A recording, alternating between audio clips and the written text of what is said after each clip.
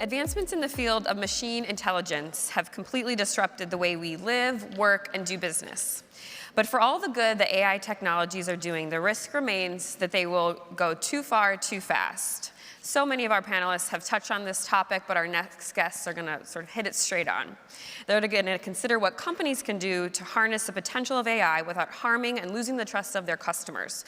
So please help me welcome Antoine Bordes and Francesca Rossi with Fortune's Jeremy Kahn.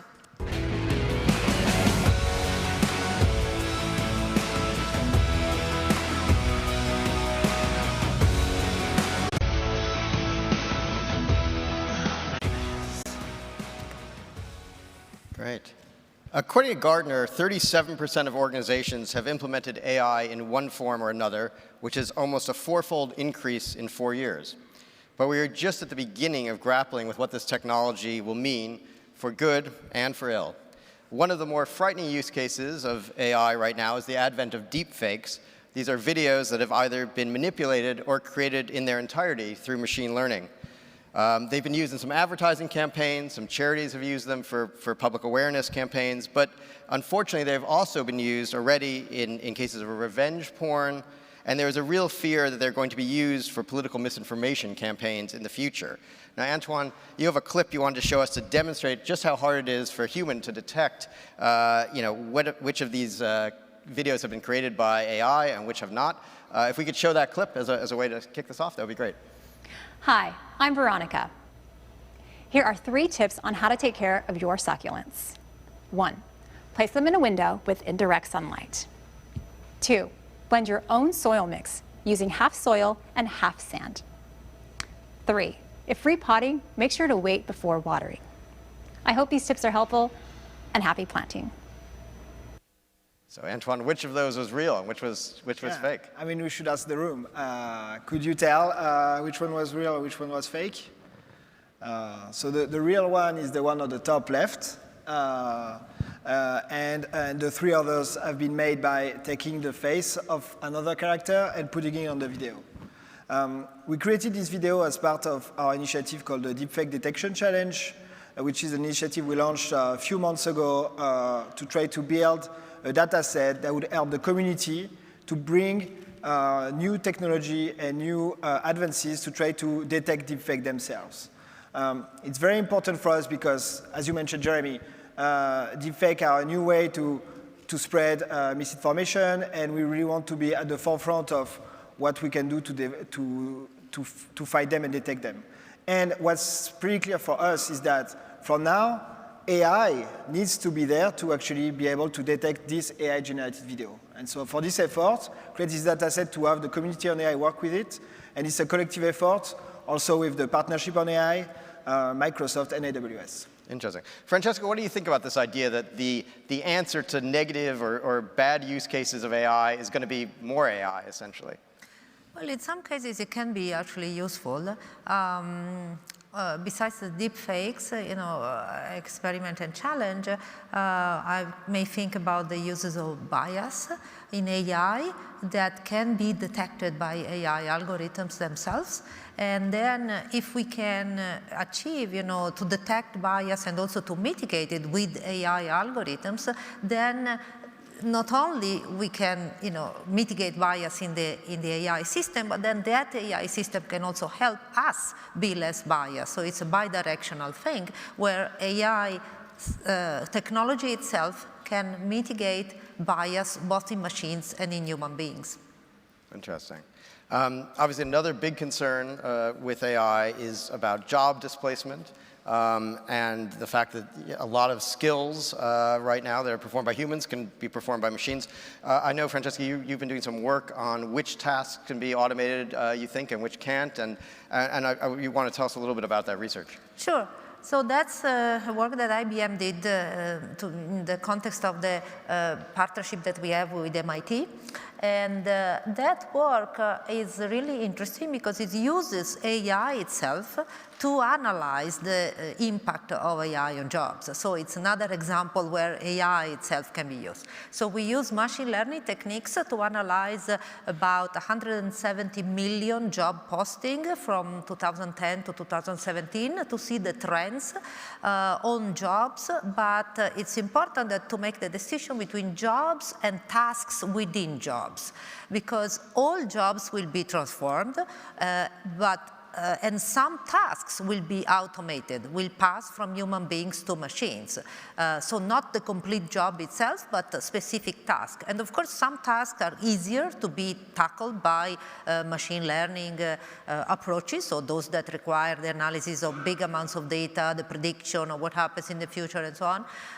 Other tasks are less easy for AI and machine learning to be taken over, but some of the findings of this interesting work is that this passing of tasks from human beings to machines is happening, and we see the trend, but it's not happening as fast as we thought. So this is very reassuring because it gives time to train and retrain the workforce, and we have at IBM many different programs to do that, so that the workforce is ready for the transformation and the people can actually be ready to work with their new job, which is where they have mostly to team together with AI algorithms. And then another trend that can be observed is that especially high wage and low wage jobs are really getting hit, getting higher wage compared to middle wage jobs. And so you see this difference between high, middle, and low wage jobs into how AI is impacting the value of those jobs.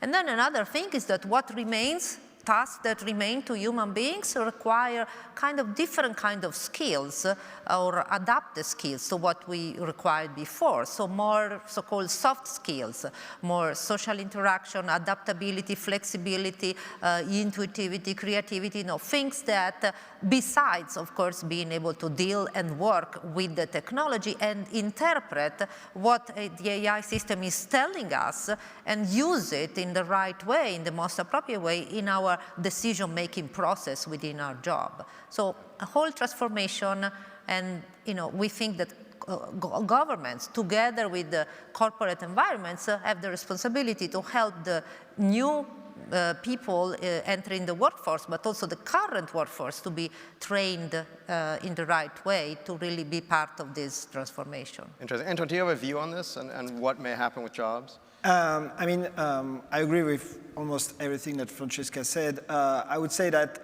for us, we see AI as a new revolution in the workforce, the same way that computers were brought in the workforce, like I would say 20 years ago or something like this. It's very true that it's going to impact part of the task within the jobs, and so some part actually will be automated and will be easier to do, the same way we can use computer or phone to do things that we had to do manually before. And the human part of it, which is very interesting, I think, is that the human part, the soft skills part, is going to get more and more importance in the work. And it's also where AI technology and the AI models are struggling the most, because this is the one that are the harder to automate, the one that are directly in contact with human beings, everything that's related to conversation as well, or dialogue. I mean, you've all experienced dialogue system. You see how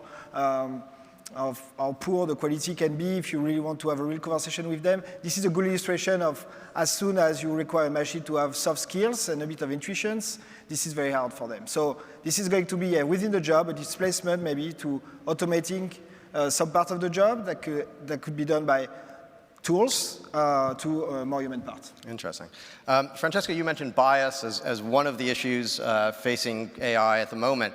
And it seems like every time there's a new development, a new model people are really excited about, it doesn't take very long for someone to come along and find out that actually the data set from which the model was trained had a lot of hidden bias. There was just an example a natural language model that Google came out with in the last 18 months called BERT. It's showing great promise in a lot of things. Google's just changed its search engine, to be based in part, at least in English, on BERT. But they found that because BERT is trained from a vast amount of human-generated text that's available on the internet, it exhibits gender bias in particular, because it's been trained on all of this text that has been generated over decades when people were maybe less sensitive to some of these gender issues. How do we solve this problem? I'll go to Antoine first. How do you deal with this? Yeah, I mean, the first step of dealing with this is recognizing that the bias is there in the data and that all data sets are biased, which is something that's top of mind for most of the developers now in AI, I hope, and actually in our company right now, it's something that's very important, is that your data set will be biased, so you need to have tools internally to check the bias and to see and to try to counterbalance it. So that's the first part.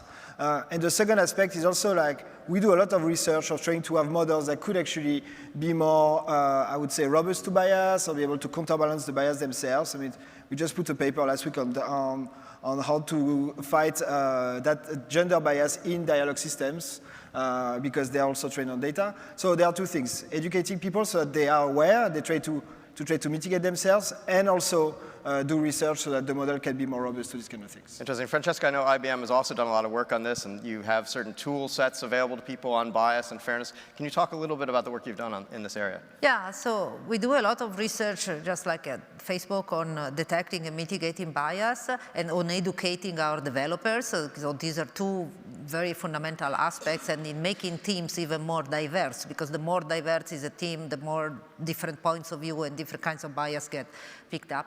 But we also decided to help the community of researchers interested in understanding how to address this issue of bias, and not just the issue of bias, in understanding what's the right notion of fairness in a certain AI system for a certain context in a certain scenario, by releasing an open source toolkit called AI Fairness 360, where it's a website where people can share code, can share guidelines, can share any opinion about how to address bias and mitigate it. You can share data sets, can see how different algorithms to detect and mitigate bias can apply to these data sets and see what comes out.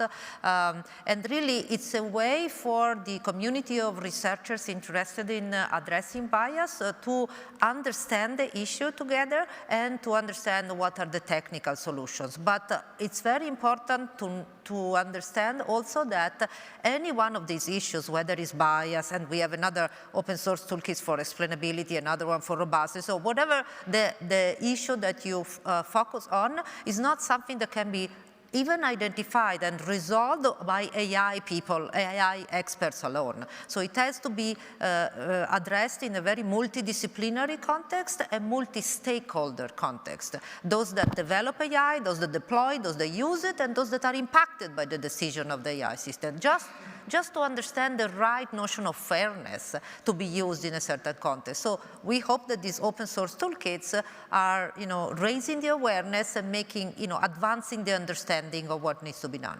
Right. I'm going to go to questions in a moment. So if you have questions, start thinking of them. You can raise your hand, and we'll come to you in a moment. I want to ask, though, about these toolkits, because you raised an interesting point. There's been some criticism of these toolkits, even among other AI researchers and data ethicists, that they create this idea that, it's a push-button solution. It's like, I don't have to worry about this. We've solved the bias issue. You just use IBM's bias detection tool and, click a button, and it fixes my model, and I'm fine, and I don't have to think too hard about the data I'm actually feeding the system.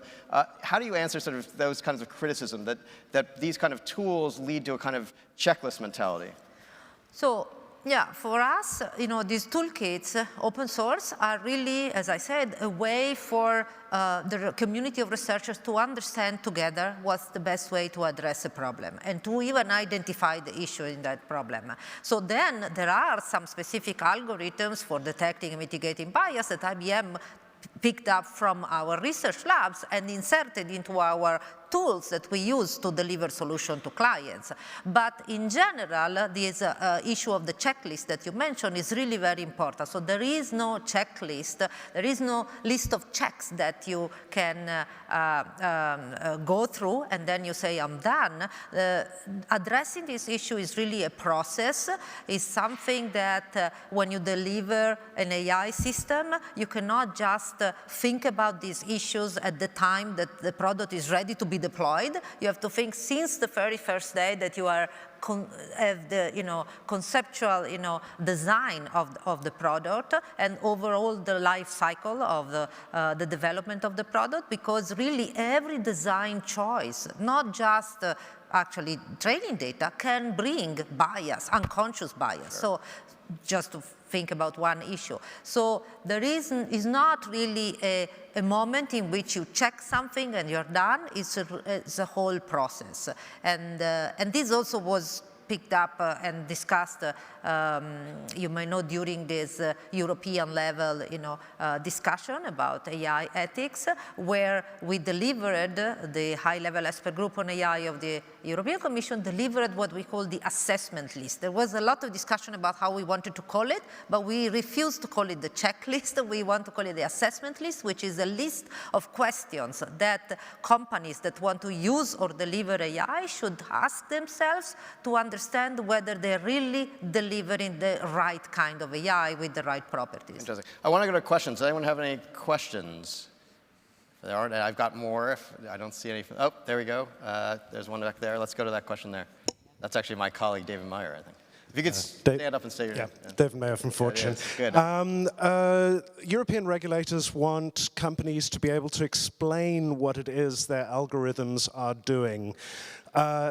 Do companies actually themselves understand what their algorithms are doing at this point in the development of machine learning? And is it possible for them to comply with these demands? Antoine, can you comply with a mandate for explainability? I mean, explainability is one of the big topics of AI research right now. And first of all, try to define what it means. Because is it explainability or interpretability? There is a big debate internally. So is it like, do we want the machine to be able to provide an explanation of why they did some kind of decision, which will also require the model to be able to explain themselves, which require to be able to generate language, for instance, or some sort of language, which is already a problem of AI problem by itself. So where we pivot more, where we put a lot of effort more, interpretability, which is to provide ways or diagnostics tool within the models to be able to open it and be able to see the different parts and how they're moving together, and what are the parts that actually influencing a decision more or less. I would not call that an explanation, but it's more an internal diagnostics. And yes, we put a lot of effort and we push a lot to be able to interpret all our models. Francesca, yeah, on that. one thing to understand is that our two companies have completely different business models, as you may know. So Facebook is more on the consumer AI, producing services to individuals through AI, and IBM is more on the enterprise AI development. So we are building systems that help other companies do better whatever decision they need to make in their profession. So that means that the fundamental need for explainability may be different in companies that have the very different business models. So for enterprise AI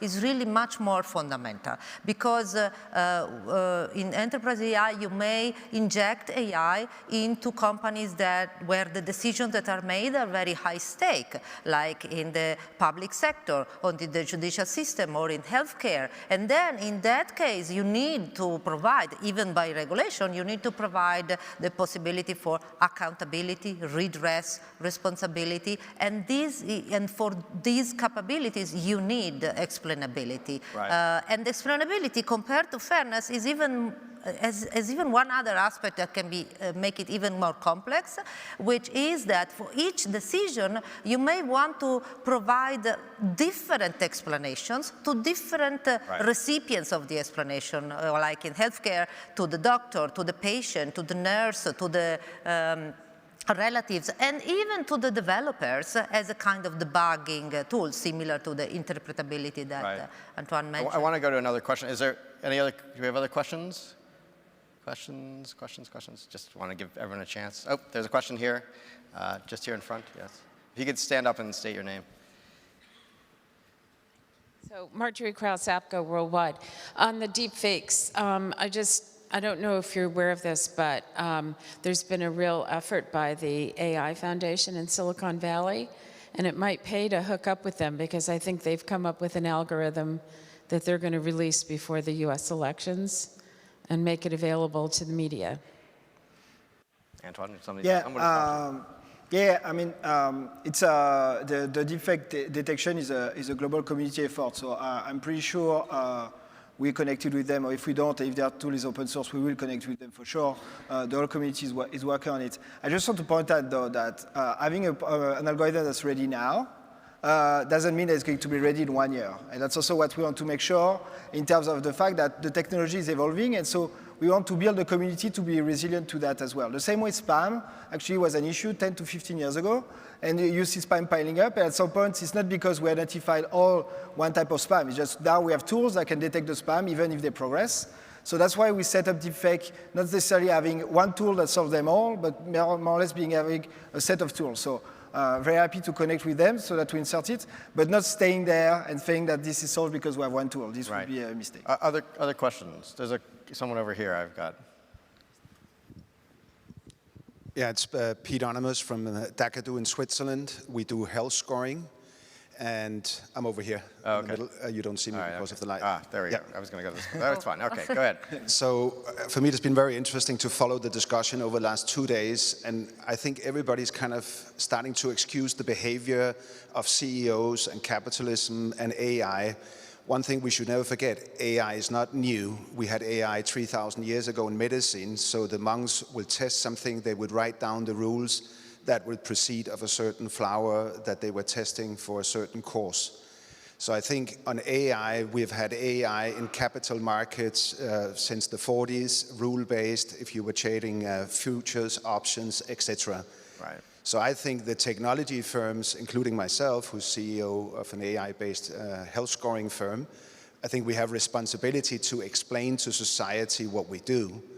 And when you have nothing to hide, you create trust. And my best example was when mobile phones came out, people thought cows would have 2 heads and everybody would die of radiation. And in the end, they actually explained what mobile telephony did to human mankind. And I think both IBM and Facebook and all these guys, they need to explain the foundation of their system and be honest about how do they make money with the AI.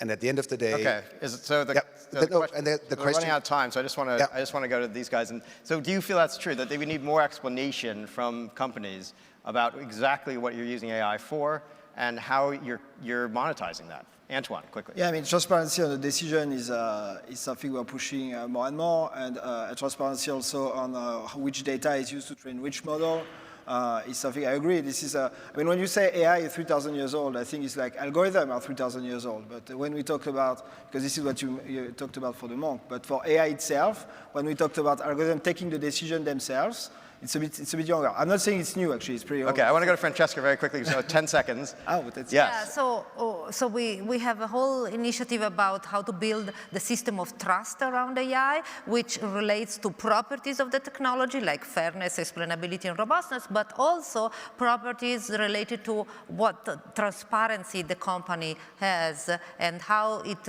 documents, it being transparent by documenting design choices and communicating so that whoever uses that piece of AI can know the real capabilities, limitations, and risks so that can identify the best and the most or least appropriate. Right. So I guess the answer is yes. We need more. We need more explanation. The answer is yes. All right, we're out of time. Thank you very much. Thank you very much to my guests. Thank you.